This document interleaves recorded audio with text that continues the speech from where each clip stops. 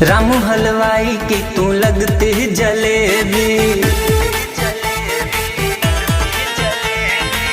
रामू हलवाई की तू लगती जलेबी। कितना है रस चेक करने दे बेबी, कितना है रस चेक करने दे बेबी। रामू हलवाई की तू लगती जलेबी। रामू हलवाई की तू लगती जलेबी।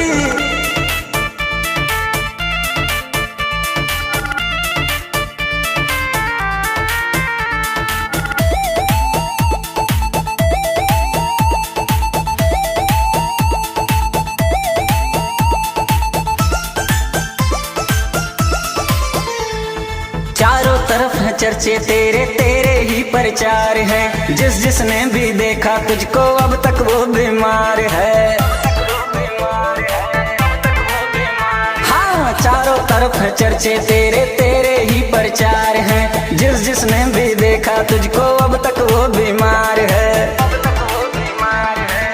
इतना बता दे जान क्या रेट लेगी, इतना बता दे जान क्या रेट लेगी।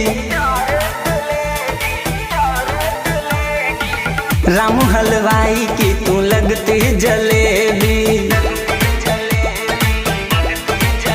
हाँ, रामू हलवाई की तू लगती जलेबी।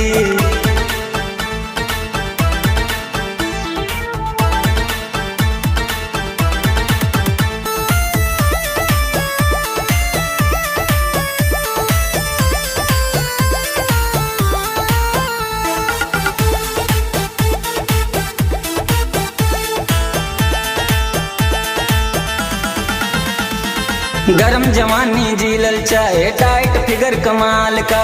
देख के तुझको बहक गया मैं, छोरा 16 साल का।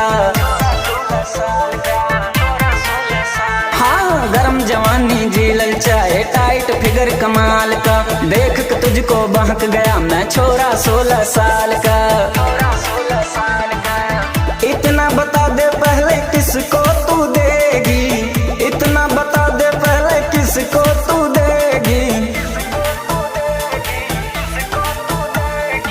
रामू हलवाई की तू लगती जलेबी।